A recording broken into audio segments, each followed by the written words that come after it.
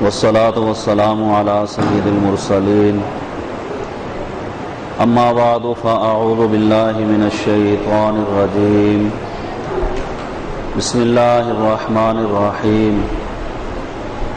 قال رسول الله صلى الله تعالى عليه وسلم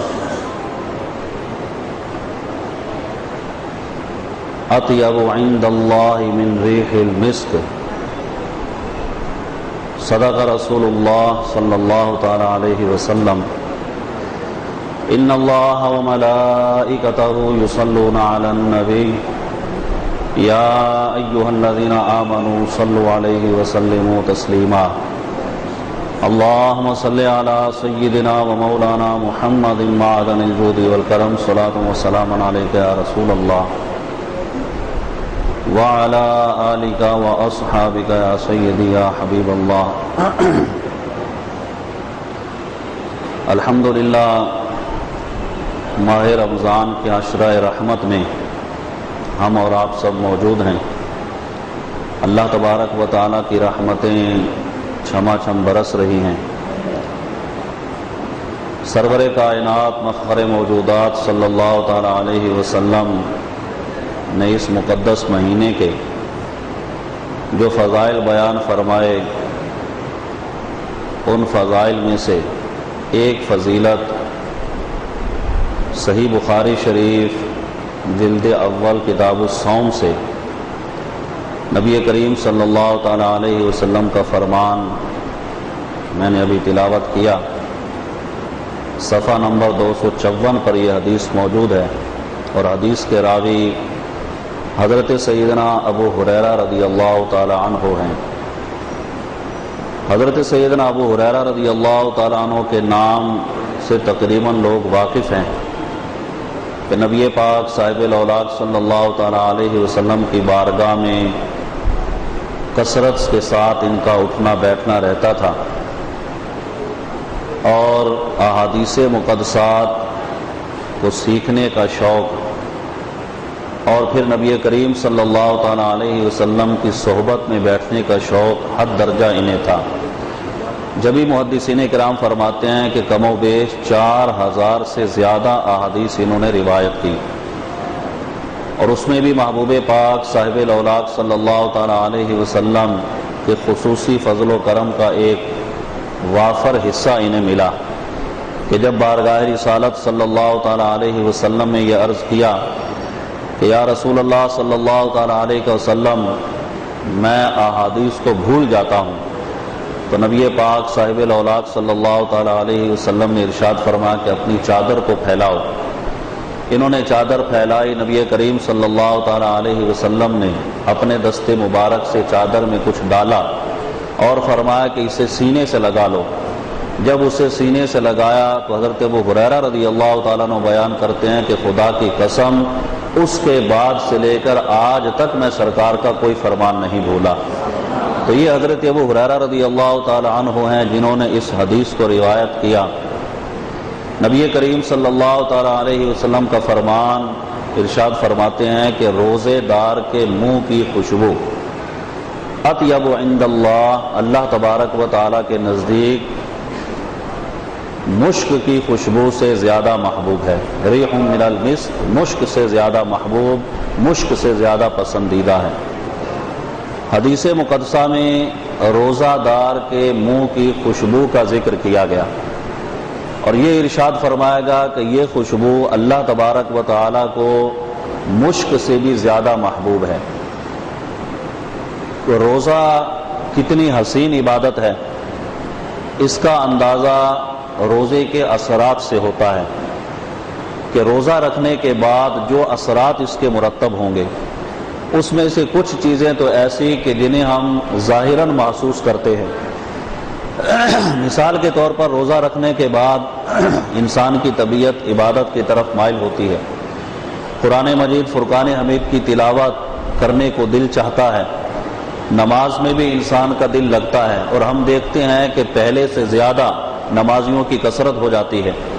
یہ ایک ظاہری حسن روزے کا ہے کہ جب یہ مقدس مہینہ آتا ہے تو اپنے ساتھ اس طرح عبادت کی کثرت کو لے کر آتا ہے،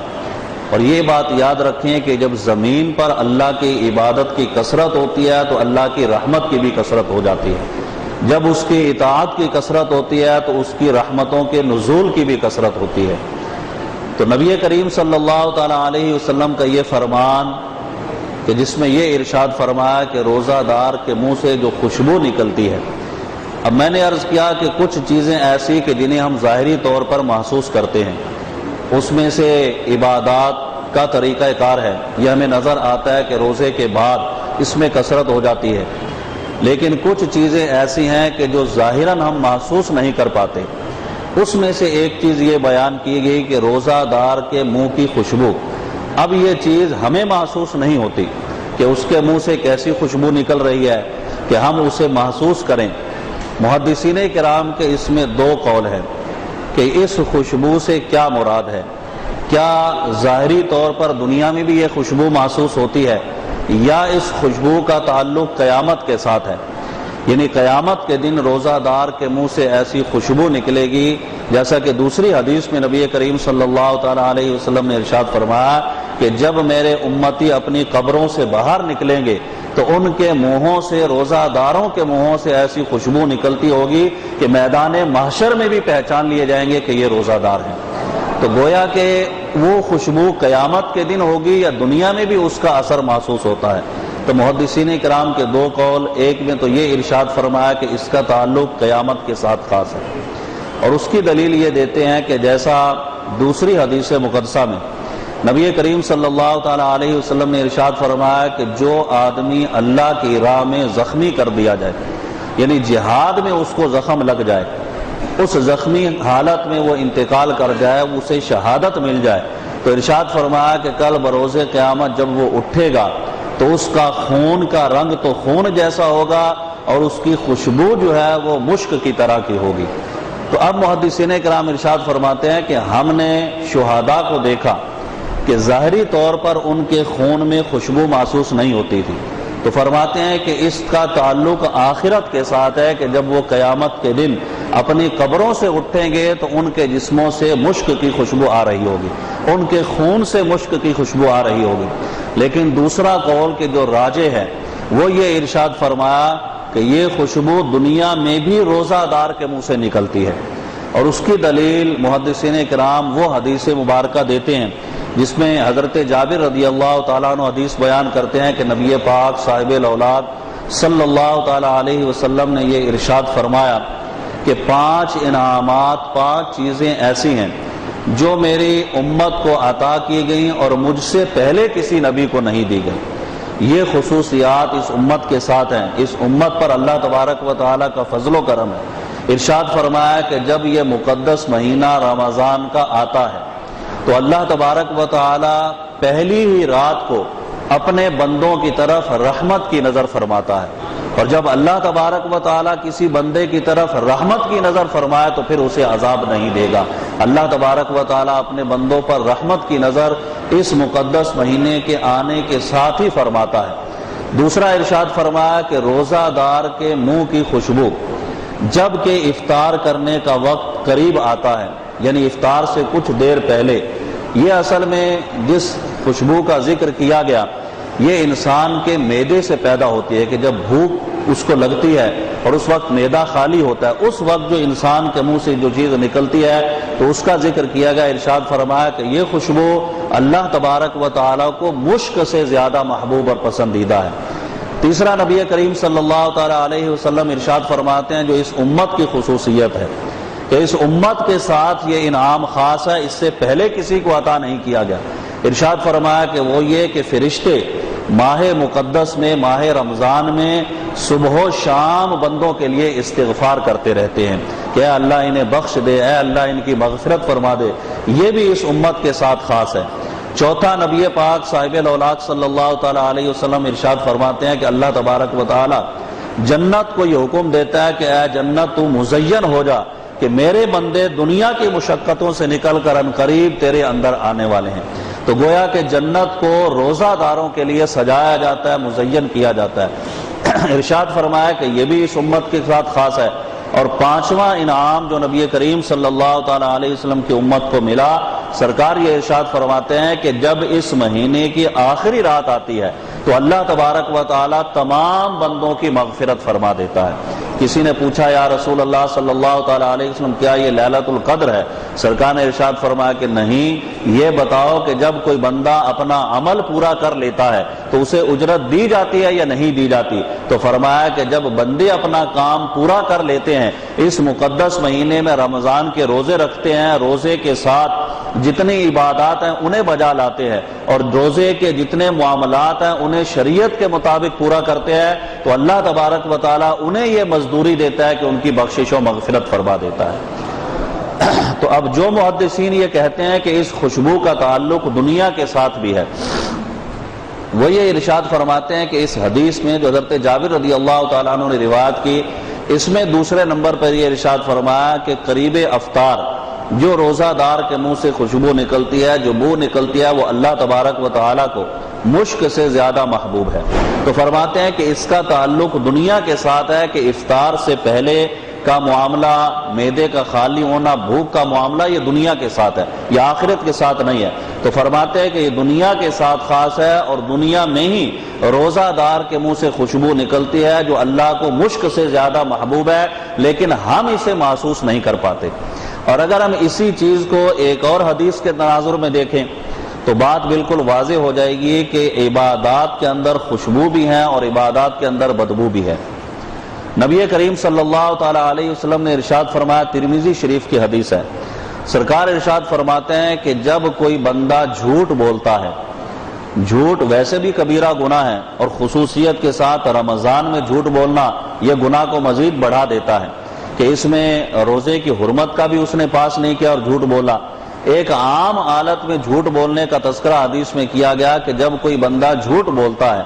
اب جھوٹ بولنے والے کے منہ سے جو بدبو نکلتی ہے، یہ حدیث میں ارشاد فرمایا، جیسے ابھی میں نے خوشبو کا ذکر کیا تو یہ عبادات کے اندر یہ تاثیریں ہیں، یہ اس کے اثرات ہیں کہ جب ہم عبادت کرتے ہیں تو اس میں خوشبو بھی ہے، اس میں بدبو بھی ہے، نہ ہمیں خوشبو محسوس ہوتی ہے نہ ہمیں بدبو محسوس ہوتا ہے، لیکن اللہ کے فرشتے انہیں محسوس کرتے ہیں، اللہ کے معصوم فرشتے ان چیزوں کو محسوس کرتے ہیں۔ تو سرکار دو عالم صلی اللہ تعالی علیہ وسلم ارشاد فرماتے ہیں کہ جب کوئی بندہ جھوٹ بولتا ہے اس کے منہ سے اتنی بدبو نکلتی ہے کہ فرشتہ اس سے 1 میل دور چلا جاتا ہے۔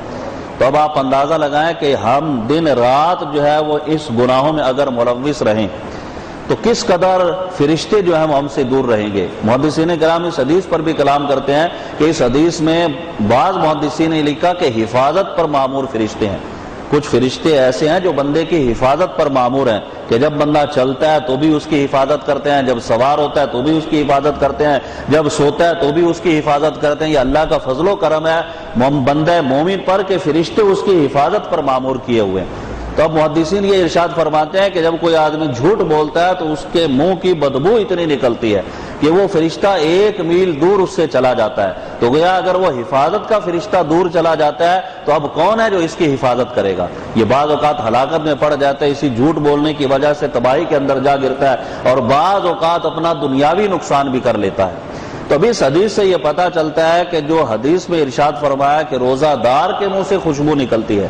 تو اس کا تعلق ظاہری طور پر بھی ہے، ہم اسے محسوس نہیں کر پاتے لیکن حقیقتاً اس کے منہ سے خوشبو نکلتی ہے۔ اور نبی پاک صاحب الاولاق صلی اللہ تعالی علیہ وسلم کے فرامین کی ہی روشنی میں امام اہل سنت کی بارگاہ میں ایک مرتبہ جب ایک سوال کیا گیا، اس سے بھی یہ بات واضح ہو جاتی ہے کہ یہ خوشبو حقیقتاً انسان کے منہ سے نکلتی ہے۔ سوال یہ کیا گیا کہ پیاز یا لہسن کچا جو ہے اسے آدمی استعمال کرے اگر کھائے تو اس کے بعد مسجد میں آ کر عبادت کرنا، نماز پڑھنا یہ کیسا ہے؟ تو امام اہل سنت نے منع فرمایا۔ احادیث مقدسات میں بھی اس کا ذکر کیا گیا کہ جب کچا پیاز یا لہسن کھائیں تو مسجد میں نہ آئیں، اس لیے کہ منہ میں سے بدبو آتی ہے۔ اور امام اہل سنت یہ دلیل دیتے ہیں کہ جب کوئی شخص مسجد میں آ کر نماز پڑھتا ہے اور نماز کے دوران قرآن مجید فرقان حمید کی تلاوت کرتا ہے، اس تلاوت میں اتنی لذت ہے کہ فرشتہ اس کے منہ پہ منہ رکھ کر اس لذت کو محسوس کرتا ہے۔ تو اب اگر اس کے منہ سے بدبو آ رہی ہوگی تو فرشتہ اس کے قریب نہیں آئے گا۔ تو یہ مسئلہ ویسے بھی فقہاء کرام نے بیان کیا کہ کچا پیاز یا لہسن اگر کھایا تو اچھی طرح منہ کو صاف کر کے پھر مسجد میں آیا جائے، ورنہ مسجد میں جب آنے لگیں تو ان چیزوں کو استعمال نہ کریں۔ تو نبی پاک صاحب الاولاق صلی اللہ تعالیٰ علیہ وسلم کا یہ فرمان کہ اللہ تبارک و تعالیٰ کے نزدیک روزہ دار کے منہ کی خوشبو یہ مشک سے بھی زیادہ محبوب ہے، یہ ظاہری طور پر بھی اس کے منہ سے نکلتی ہے۔ تو یہ ایک بندہ مومن کی شان ہے کہ اللہ تبارک و تعالیٰ کی عبادت ہم کریں، وہ عبادت کے جو ہم پر فرض ہے، وہ اگر اس فرضیت کے ساتھ ساتھ اتنے انعامات نہ بھی عطا فرمائے جب بھی ہمیں روزہ رکھنا ہے، لیکن ایک بندہ مومن کی فضیلت بیان کی گئی، اسے ترغیب دلائی گئی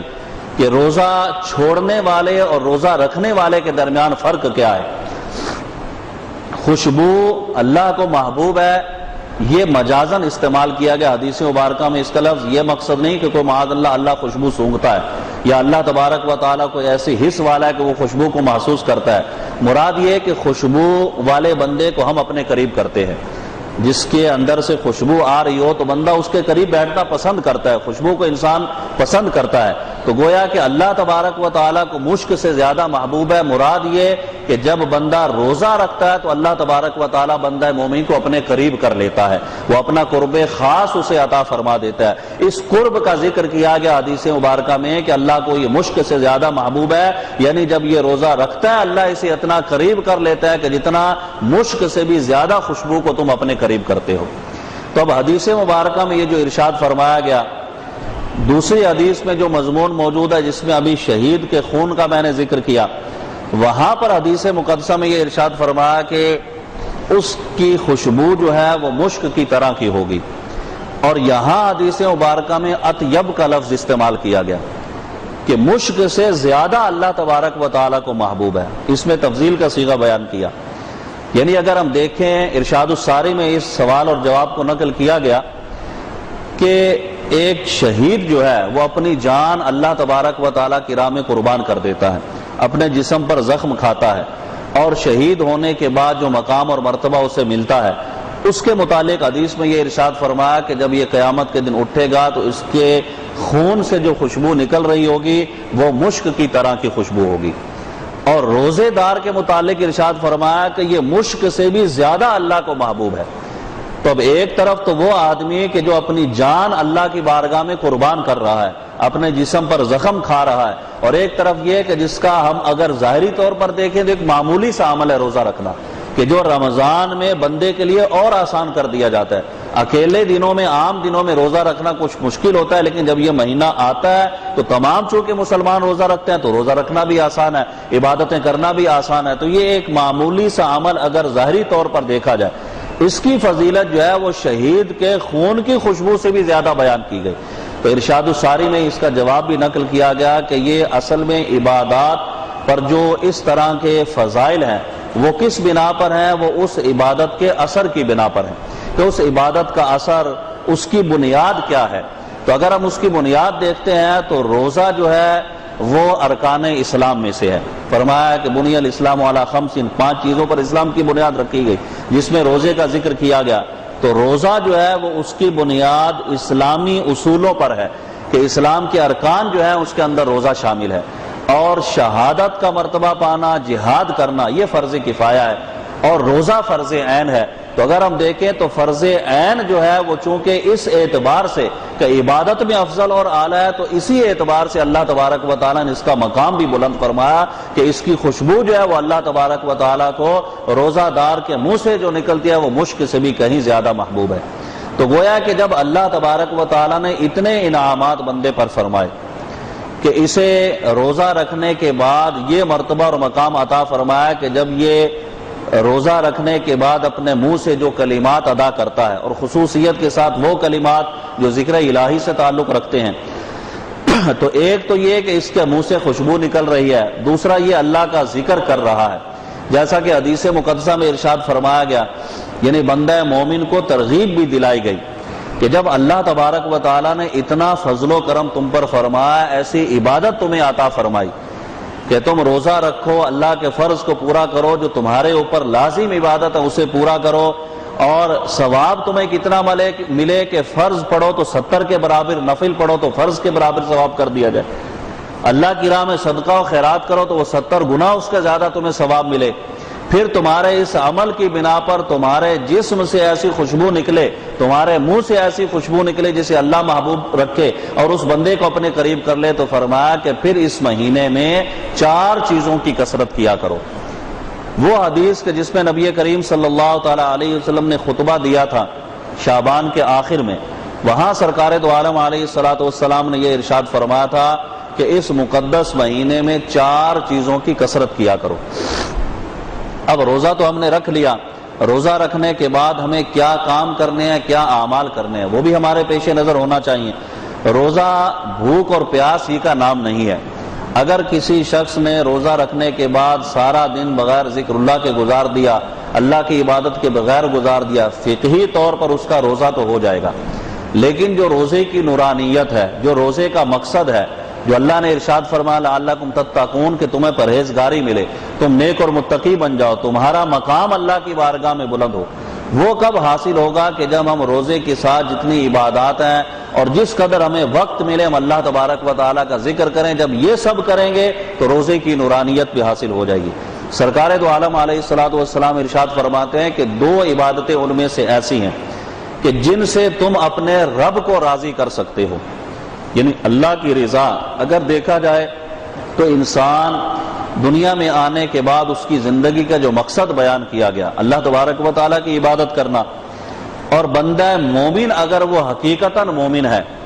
تو وہ یہ سوچتا ہے اور اس کے پیش نظر یہ بات رہتی ہے کہ کوئی عمل ایسا کروں کہ میرا رب مجھ سے راضی ہو جائے۔ ایک بندہ مومن کی سوچ بھی ہونی چاہیے کہ میرے تمام اعمال ہی ایسے ہوں کہ جو رب کی رضا والے ہوں، جن سے میرا رب راضی ہو جائے، جس نے مجھے دنیا میں بھیجا، جس کی بارگاہ میں مجھے کل بروز قیامت پیش ہونا ہے، اپنے اعمال کا حساب دینا ہے، تو میں ایسے عمل کر کے جاؤں جن سے میرا رب راضی ہو جائے۔ تو حدیث میں سرکار ارشاد فرماتے ہیں کہ 2 چیزوں کا تعلق اس بات سے ہے کہ جن سے تم اپنے رب کو راضی کر سکتے ہو، اور 2 چیزیں ایسی ہیں کہ جن سے تم بے پرواہ نہیں ہو سکتے، ان کے تم محتاج ہو، وہ تمہیں ضروری ہے کہ تم انہیں اختیار کرو۔ سرکار دو عالم صلی اللہ تعالی علیہ وسلم ارشاد فرماتے ہیں کہ ان میں سے پہلی چیز جس کی تمہیں کثرت کرنی ہے ماہ رمضان میں، ارشاد فرمایا فشہادت واللہ الہ الا اللہ، اس بات کی گواہی دینا کہ اللہ تبارک و تعالی ایک ہے اور محمد صلی اللہ تعالی علیہ وسلم اس کے رسول ہیں، یعنی کلمہ طیبہ کی کثرت کرنا۔ لا الہ الا اللہ سے مراد پورا کلمہ ہے کہ پورا کلمہ کثرت کے ساتھ پڑھا جائے۔ اب کلمہ طیبہ کی کثرت کرنا، کثرت سے اسے پڑھنا، یہ روزہ رکھنے کے بعد ایسا بہترین عمل بیان کیا گیا کہ جو اللہ تبارک و تعالیٰ کی رضا کا باعث بنتا ہے۔ اگر ہم دیکھیں تو اس کلمہ طیبہ کے فضائل بے حد و بے شمار ہیں۔ نبی پاک صاحب الاولاق صلی اللہ تعالیٰ علیہ وسلم جو اپنی امت سے حد درجہ محبت فرماتے ہیں، حضرت دحیہ کلبی رضی اللہ تعالیٰ عنہ، یہ صحابی رسول ہیں، یہ ابھی انہوں نے اسلام قبول نہیں کیا تھا۔ نبی کریم صلی اللہ تعالیٰ علیہ وسلم ان کے اسلام لانے کی فکر میں رہتے تھے کہ یہ اسلام قبول کر لیں، اور تمنا کرتے تھے۔ سرکار دو عالم علیہ الصلوۃ والسلام نے کئی صحابہ کرام کے لیے تمنائیں کی کہ یہ اسلام قبول کر لیں، جن میں حضرت سیدنا عمر فاروق رضی اللہ تعالیٰ عنہ بھی شامل ہے۔ تو حضرت دحیہ کلبی کے لیے دل میں یہ تمنا ہوتی تھی، یہ خیال ہوتا تھا کہ یہ اسلام قبول کریں۔ اس کی ایک وجہ یہ بھی تھی کہ حضرت دحیہ کلبی رضی اللہ تعالیٰ عنہ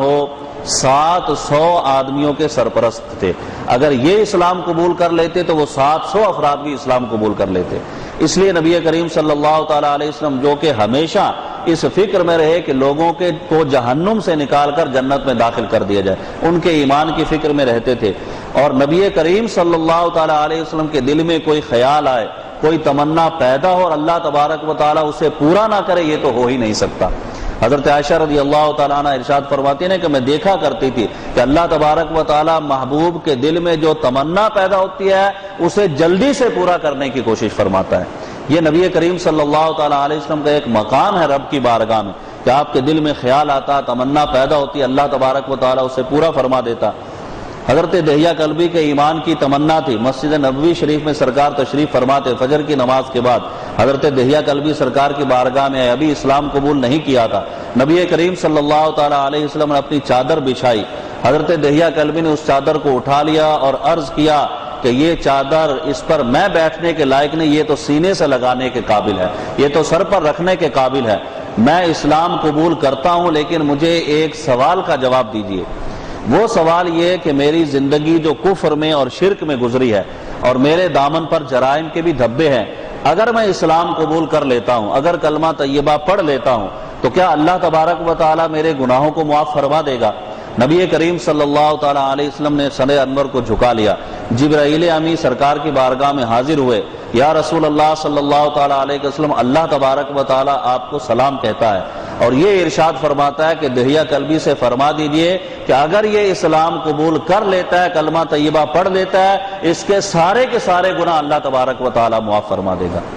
نبی کریم صلی اللہ تعالیٰ علیہ وسلم جب یہ ارشاد فرمایا، حضرت دہیہ قلبی نے اسلام قبول کر لیا۔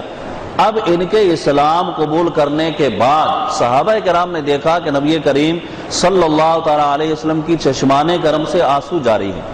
حالانکہ خوشی کا مقام تھا، انہوں نے اسلام قبول کیا، سرکار کی یہ تمنا بھی تھی، لیکن سرکار کے چشمان کرم سے آنسو جاری ہیں۔ کسی صحابی نے عرض کیا، یا رسول اللہ صلی اللہ تعالیٰ علیہ وسلم، یہ تو خوشی کا موقع ہے، آپ کی آنکھوں سے آنسو جاری ہیں۔ نبی کریم صلی اللہ تعالیٰ علیہ وسلم نے ارشاد فرمایا کہ یہ خوشی کے ہی آنسو ہیں، اور یہ میں اس بات کو سوچ کر خوش ہو رہا ہوں کہ آج دہیہ قلبی نے اسلام قبول کیا کہ جن کے دامن پر کفر کے، جرائم کے، شرک کے دھبے تھے، ایک مرتبہ کلمہ طیبہ پڑھا، اللہ تبارک و تعالیٰ نے ان کے سارے گناہوں کو معاف فرما دیا۔ میں اس بات پر خوش ہو رہا ہوں کہ میرا وہ امتی جو پیدائش سے لے کر مرتے دم تک کلمہ طیبہ پڑھتا ہے اور اسی پر ثابت قدم رہتا ہے، تو اللہ تبارک و تعالیٰ اس کے گناہوں کو کیوں معاف نہیں فرمائے گا؟ اس کی بخشش و مغفرت کیسے نہیں فرمائے گا؟ اس کو بھی میرا رب بخش دے گا، میرا رب اتنا کریم ہے، اس کی بھی مغفرت فرما دے گا۔ تو یہ سوچ کر خوشی کے آنسو نکل آئے کہ اللہ تبارک و تعالیٰ اپنے بندوں پر اتنا فضل و کرم فرماتا ہے۔ تو گویا کہ لا الہ الا اللہ محمد الرسول اللہ، یہ کلمہ طیبہ اس کی کثرت کی جائے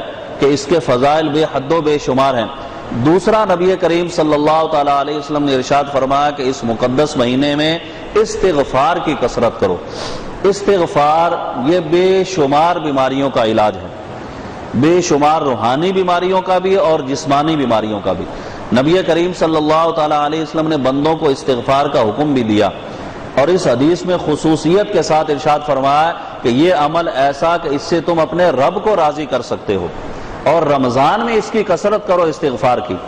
اب دیکھیے کہ اللہ کے محبوب صلی اللہ تعالیٰ علیہ وسلم سید المعصومین ہیں، معصوموں کے سردار ہیں۔ سرکار دو عالم علیہ الصلوۃ والسلام کے قریب گناہ کیا آتے، لیکن سرکار صلی اللہ تعالیٰ علیہ وسلم، مسلم شریف میں حدیث ہے کہ دن میں 70 مرتبہ، ایک حدیث میں دن میں 100 مرتبہ استغفار فرماتے۔ تو اللہ کے محبوب صلی اللہ تعالیٰ علیہ وسلم کس لیے استغفار فرماتے تھے؟ یعنی سرکار تو گناہوں سے پاک ہیں، استغفار کا مطلب یہ استغفر اللہ ربی من کل ذنب واتوب الیہ، کہ یا اللہ میرے گناہوں کو تو بخش دے، معاف فرما دے۔ تو سرکار کس کے لیے استغفار کرتے ہیں؟ محدثین کرام ارشاد فرماتے ہیں کہ تعلیم امت کے لیے، ہم لوگوں کی تعلیم کے لیے کہ میں استغفار کرتا ہوں، تم بھی استغفار کیا کرو۔ تو گویا کہ استغفار کی کثرت یہ ارشاد فرمایا کہ اس مقدس مہینے میں کرو کہ یہ عمل ایسا ہے کہ جس سے تم اپنے رب کو راضی کر سکتے ہو۔ تو گویا کہ ذکر اللہ کرنا اور استغفار کرنا۔ اب دیکھیں کہ اس میں کتنا آسان ہمارے لیے عمل ہے کہ ہمیں قرآن پاک کی اگر تلاوت کرنی ہے تو اس کے لیے وضو بھی کرنا پڑے گا، ادب کے ساتھ، ادب کے دائرے میں، مسجد کے اندر یا گھر کے اندر تمام آداب کو پیش نظر رکھتے قرآن پاک کی ایک مسلمان تلاوت کرتا ہے۔ لیکن اللہ کا ذکر کرنا، کلمہ طیبہ پڑھنا، استغفار کرنا آپ چلتے پھرتے بھی پڑھ سکتے ہیں، بغیر وضو کے بھی پڑھ سکتے ہیں۔ روزہ رکھنے کے بعد اس کی کثرت کرنے کے بے شمار مواقع ہے۔ انسان صبح نکلتا ہے، آتا ہے، جاتا ہے، استغفار اپنی زبان پر رکھے، کلمہ طیبہ کی کثرت کرے۔ تو اب یہ دو عمل اتنے آسان ہیں اور حضور نے ارشاد فرمایا کہ ان کی کثرت کرو۔ جب یہ عمل تم کرو گے تو ان اعمال کی وجہ سے تم اپنے رب کو راضی کر لو گے۔ ایک تو تمہارے منہ سے اتنی خوشبو نکل رہی ہے جسے اللہ پسند فرماتا ہے، دوسرا پھر یہ کثرت کے ساتھ عمل کرو گے جس سے رب کی رضا تمہیں حاصل ہوگی۔ اور پھر یہ ارشاد فرمایا کہ دو اعمال ایسے ہیں کہ جن سے تم بے پرواہ نہیں ہو سکتے، ان کی تمہیں حاجت ہے۔ وہ اعمال کیا ہیں؟ اللہ کی بارگاہ میں جنت کا سوال کرنا اور جہنم سے پناہ طلب کرنا۔ یہ بھی ایک مسلمان کے لیے لازم ہے کہ جنت کا سوال اللہ کی بارگاہ میں کرے، جہنم سے پناہ طلب کرے۔ اب یہ سوال کرنے کے مواقع ہمیں ملتے ہیں۔ دیکھیے کہ 5 روزے ہم نے افطار کیے، آج 6واں روزہ ہے، تو افطار کے وقت کی دعا حدیث میں ارشاد فرما اللہ تبارک و تعالیٰ قبول فرماتا ہے، اور یہ وہ وقت ہوتا ہے کہ انسان اللہ کی بارگاہ میں استغفار کرے، کلمہ طیبہ کی کثرت کرے، جنت کا سوال کرے، دوزخ سے پناہ مانگے۔ یعنی ہمارے پاس وقت ہوتا ہے، اور میں یہ عرض کرتا رہتا ہوں کہ روزے دار جو ہے اسے یہ چاہیے کہ افطار سے 10 منٹ، 5 منٹ، 15 منٹ پہلے دسترخوان پر بیٹھ جائے۔ اب یہ اس کے پاس وقت ہوگا کہ وہ اللہ کا ذکر کر سکتا ہے، عبادت کر سکتا ہے، دعا مانگ سکتا ہے، دعائیں مانگے اللہ کی بارگاہ میں۔ حدیث میں جو ارشاد فرمایا کہ دعا کی قبولیت کا وقت ہے، وہ کیا ہے کہ افطار کرنے کے فوراً بعد دعا مانگنا، یعنی آپ نے ایک کھجور کھا لی یا ایک گھونٹ پانی پی لیا، اب جو دعا مانگیں گے اس کے لیے حدیث میں قبولیت کا درجہ جو ہے وہ بیان کیا گیا۔ تو اب آپ افطار سے پہلے دعائیں کریں، اللہ کی بارگاہ میں جنت کا سوال کریں، جہنم سے پناہ مانگیں، دنیا و آخرت کی بھلائیاں طلب کریں، اور پھر جب افطار کرے روزہ تو اب چونکہ اتنا وقت نہیں ہوتا کہ آدمی کثیر دعائیں کرے، کیونکہ افطار کے بعد پھر نماز کے لیے بھی جانا ہے، تو اب ایک مجرب دعا یہاں پر مانگیں کہ اے الہ العالمین یا رب العالمین، میں نے افطار سے پہلے جتنی دعائیں کی ہیں وہ سب اپنی بارگاہ میں قبول فرما لے۔